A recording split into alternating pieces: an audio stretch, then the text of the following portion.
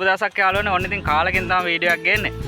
ඉතින් මේ මම දැන් සඳුන්පුරේ ඉඳන් හෙනානිකල වැව පැත්තට යන ගමන් ඉන්නේ. ඉතින් යන අතරමඟ ලස්සන ප්ලේස් එකක් දැක්කා. මට හිතුණා ඔයාලට පෙන්නුවොත් හොඳයි කියලා. ඉතින් ඔයාලා බලලම අනිවාර්යයෙන්ම කමෙන්ට් එකක් දාන්න. මට පිටුපසින් පේන්න ඔයාලට ස්ථානේ. ඉතින් මෙතන යම් විශේෂත්වයක් තියෙනවා. ඉතින් ඒ මොකක්ද කියලා මම ඔයාලට පෙන්නන්නම් එතෙන් ගිහිල්ලා.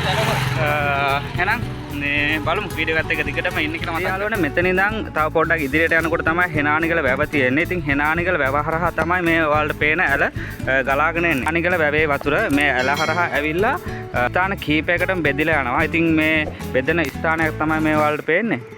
ඉතින් යාළුවනේ මෙතන කියන්නේ දිය බෙදුම කියලා. ඉතින් දිය බෙදුම කියන නම කිව්වම ඔයාලට තේරෙන්නේ නැද්ද? දිය බෙදෙන ස්ථානයක් හැටියට අපිට සඳහන් කරන්න පුළුවන්.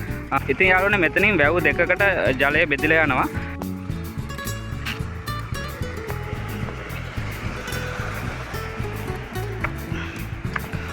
ඔන්න ඉතින් යාළුවනේ දැන් මෙතන මේ ඇල දිගටම ඇවිල්ලා මෙතනින් තමයි බෙදෙන්නේ. ඉතින් මේ පැත්තට යන වතුර යන්නේ කෙලින්ම මේ ඉස්සරහා තියෙනවා මේ ඇල මගින් බඹරවාන වැවට තමයි මේ පැත්තට යන වතුර යන්නේ. ඒ වගේම තමයි තව ඉදිරියට ගිහලා මම ඔයාලට පෙන්නන්නම්.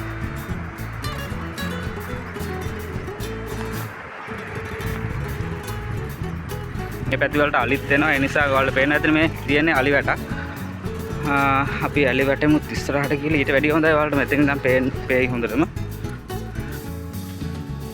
ඔන්න ඉතින් යාළුවනේ ඔය වගේ view එකක් තමයි මෙතන තියෙන්නේ. ඉතින් මේ ඔයාලට මම කලින් කිව්වා වගේ මේ පැත්තට යන වතුර කෙලින්ම බඹරවාන වැවට තමයි යන්නේ. ඒ වගේම තමයි යාළුවනේ මේ ඔයාලට තමයි මේ පැත්තට යන වතුර සූර්ය පොකුණ වැව තියෙනවා ඉදිරියෙන්. ඉතින් සූර්ය පොකුණ වැවට තමයි යන්නේ.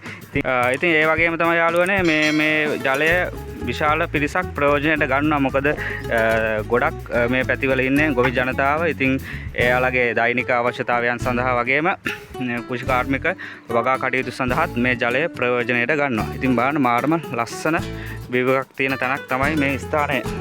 ඒ වගේම තමයි යාළුවනේ ඔයාලට ලස්සන දර්ශනයක් පේන්න ඇති. මේ ඉන්නේ මොනරේ.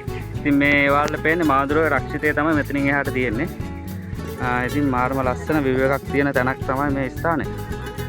එහෙනම් යාළුවනේ ඔයාලත් මේ ස්ථානෙට ඇවිල්ලා තියෙනවා නම් අනිවාර්යයෙන්ම ලයික් එකක් කමෙන්ට් එකක් දාන්න අනිවාර්යෙන්.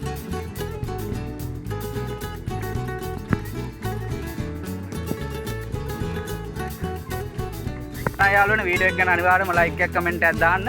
ඒ වගේ තැන් බලන්න කැමති නම් ඔයාලා අනිවාර්යයෙන්ම අපේ YouTube channel එක subscribe කරන්න කියලා මතක් කරනවා. එහෙනම් ඔයාලා හැමෝටම සුබ දවසක්.